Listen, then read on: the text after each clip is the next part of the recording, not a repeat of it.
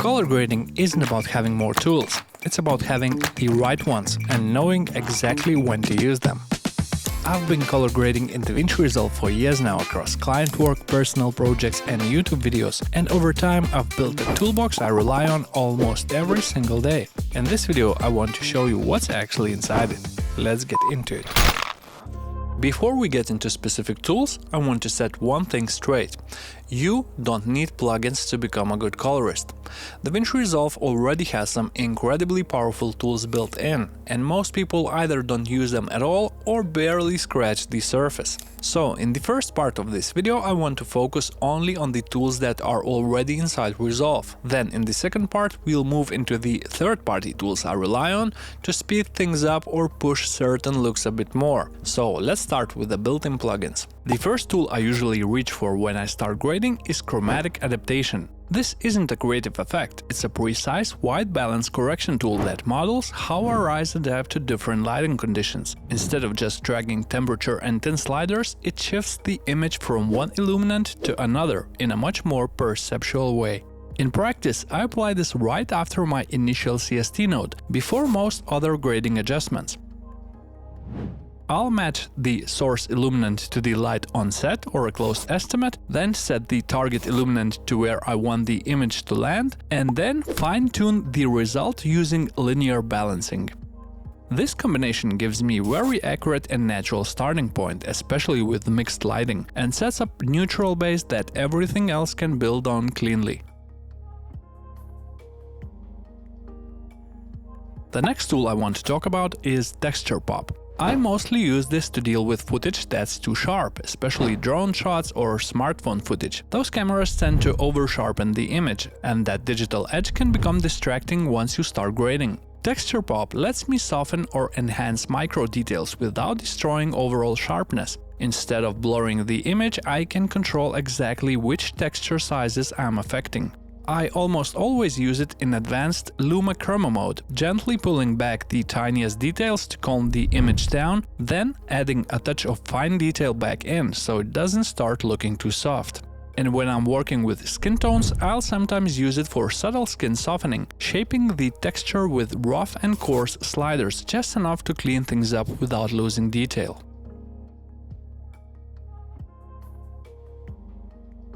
And since we're already talking about skin texture, there's another Resolve tool I rely on specifically for faces – face refinement. Once you hit Analyze, Resolve automatically detects and tracks faces, creating clean masks without any manual rotoscoping. I mainly use this for very subtle skin work and small lighting fixes, reducing shine or softening contrast. There are more advanced controls available, but I've found it works best when you keep it very light and let it disappear into the image. I apply face refinement after my primary grade once exposure and balance are already solid and all my secondaries are in place. Another tool I use a lot for softening the image, but in a more optical way, is Colortone diffuser. This effect simulates a real diffusion filter in front of a lens, scattering light in a way that feels much more closer to something like Pro Mist filter. I keep it very simple. Most of the time I only touch two controls: resolution and diffusion.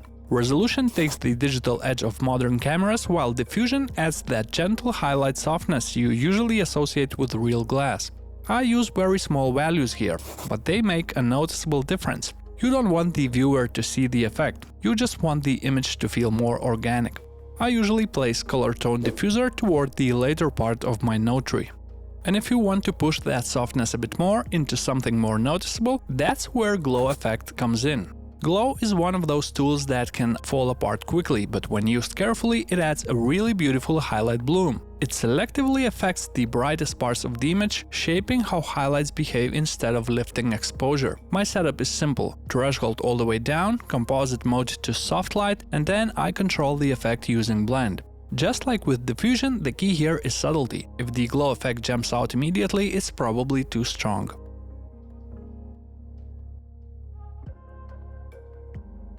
And if you really want to add a final layer or just spice things up, there's Cinematic Haze. This tool creates realistic atmospheric fog using depth information, so haze falls naturally into the background while keeping the subject clean. I treat this as completely optional. Most projects don't need it, but when a shot calls for a mood or depth, it can be a powerful finishing touch. I apply it late in the node tree, reduce the overall blend, and let small adjustments do the work. Everything you've seen so far lives inside DaVinci Resolve. And honestly, together with Resolve's core tools like wheels, curves and qualifiers, you can do an incredible amount of work with just this toolkit. As my projects became more demanding, I slowly added a few tools from outside Resolve, not to replace anything, but to solve very specific problems more precisely. So let's take a look at the third-party tools I rely on in my everyday workflow. The first third-party tool I want to show you is completely free. It's called Tetra. Tetra is a DCTL plugin based on tetrahedral color interpolation, a method that lets you reshape colors in a very controlled way without breaking the image. Instead of pushing the entire image around like offset or printer lights, Tetra lets you move and mix colors while keeping the overall luminance and grayscale intact. In simple terms, it feels less like correcting color and more like mixing paint on a palette. I mainly use Tetra for look development and fine color shaping, especially when I want to push certain colors without everything else falling apart. It's not something I use on every shot, but when I need that extra level of control, it's a really useful tool to have. And since it's completely free, it's an easy one to experiment with and learn at your own pace. Next, for split toning, I use third-party DCTL called Split Tone Advanced from Pixel Tools, specifically the Hue version. DaVinci Resolve does have a built-in split tone effect, but in my experience it's fairly limited and doesn't give you the level of control I want when developing a look. What I like about Pixel Tools split tone is how visual and precise it is. You get ramp and curve overlays that show you exactly where in the tonal range you're adding color, highlights, midtones or shadows, which makes the whole process much more intuitive. It also has clean controls that let you reduce unwanted color contamination, so you can keep your highlights clean while still pushing cooler shadows or the other way around. I used this mostly for look development, things like teal and orange look, and because it works perfectly in DaVinci White Gamut and other scene-referred workflows, it fits right into my grading pipeline. This one is a paid tool, but for me that extra control is absolutely worth it. And once the color relationships are in place, the next thing I often think about is focus. Not in terms of sharpness, but in terms of where the viewer's eye naturally lands. Field Curvature is a free DCTL plugin that simulates the way certain lenses naturally fall out of focus toward the edges of the frame. Instead of applying a flat blur, it recreates optical field curvature, keeping the center of the image clean while the edges gradually soften in a much more organic way. I use this mostly as a subtle compositional tool. It helps guide attention towards the center of the frame and reduces distractions around the edges, especially in wide shots or busy scenes. When used carefully, it doesn't look like effect at all, it just makes the frame feel more intentional. And considering it's completely free, it's an easy tool to recommend experimenting with. Now, for film evaluation, I use Dehancer. Dehancer is a third-party plugin that recreates real analog film stocks and the entire film pipeline, from negative through development all the way to print. Instead of just applying a LUT, it lets you build a film look step by step. You can choose a film stock, control contrast and color response, add realistic grain, highlightation, bloom, and even subtle imperfections that make digital footage feel more organic. I use Dehancer mostly for projects where I'm going for a film look, music videos, travel films, or certain client projects where texture and character really matter. It integrates nicely into DaVinci White Gamut workflow, and I usually place it toward the end of my node tree, right before my final output transform, or sometimes even after the Rec 709 conversion. I've already made a separate in-depth video on how I use Dehancer, so I won't go deep here, but if film emulation is something you are interested in, it's a powerful tool to explore. It's definitely on the higher end in terms of price, but for projects where a film look really matters, it can make a big difference. Up to this point, all the tools I've shown you are about shaping, refining and building a look step by step, but sometimes, especially when I'm working fast, I want a clean, consistent starting point that already respects good color science. And that's where Aftertone comes in. It's my own color grading system that I built based on the way I actually grade in DaVinci Resolve. It's designed as a one-click starting point, not to replace grading but to speed it up and keep things consistent. At its core, it's a combination of power grades and creative LUTs built specifically for DaVinci wide gamut. The goal is to give you a solid film-leaning base with balanced contrast, clean skin tones, and control color separation right from the start. I use Aftertone when I want to move quickly without reinventing the wheel every time. Instead of building the same structure again and again, I start from a base that already behaves the way I expect. From there I can still fine-tune everything: exposure, balance, texture, just like with any other grade. It already includes all the setup I normally build by hand: color space transformations, correct contrast pivot, a linear balancing node for more accurate adjustments, preloaded creative LUTs, and tools I use in my day-to-day grading. It's not meant to lock you into a look, it's meant to give you a reliable foundation so you can spend less time on setup and more time making creative decisions. In the package you'll find 12 creative LUTs for DaVinci wide gamut color space, 2 main power grades, and 14 camera-ready power grades for a faster day-to-day workflow.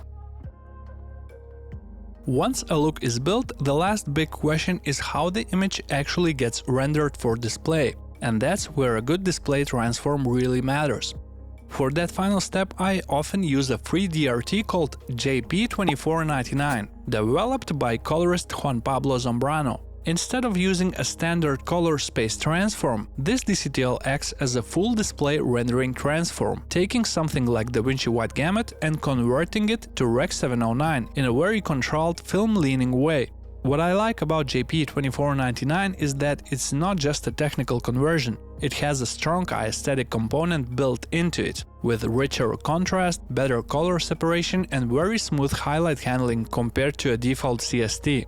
It also gives you direct control over things like density and hue behavior at the output stage, which makes it feel more like a creative display transform than a fixed technical one. It's definitely a more advanced tool, but it's completely free, and if you are interested in output transforms beyond the standard Resolve options, this is a great one to explore. The last tool I want to talk about is Nailer. This is a precision indicator plugin I developed together with my friend and fellow colorist Vladislav Novitsky, and it's something I use on every single project. Nailer isn't a grading tool in a traditional sense. It doesn't change your image, it helps you evaluate it. Instead of constantly jumping between scopes, it gives you clear visual indicators directly on the image. I use it to check exposure, contrast, white balance, saturation, skin tones, and neutrals, all in context while I'm grading. Besides that, it's extremely useful when I'm comparing my grades to film stills or reference images, checking things like overall saturation, exposure levels, and where skin tones actually sit. It helps me quickly understand why a reference feels the way it does and whether my image is drifting too far in one direction. It's designed to support your workflow, not to replace it. You still use your wheels, curves, and tools the same way. Nailer just gives you visual confidence that your decisions are solid. I usually place it as the very last node in my node tree or at the timeline level. Turn it on when I need it and disable it once I'm done. For me, this one about accuracy. It helps me thrust the image, especially when working fast or matching multiple shots. And that's my color grading toolbox. Some of these tools shape the image, some refine it, and some simply help me make better decisions. But together, they let me focus less on fighting the tools and more on the creative side of grading. If you'd like to dive deeper into any of these tools or see a full workflow built around one of them, let me know in the comments which one you'd like me to cover next. Thanks for watching, and I'll see you in the next one.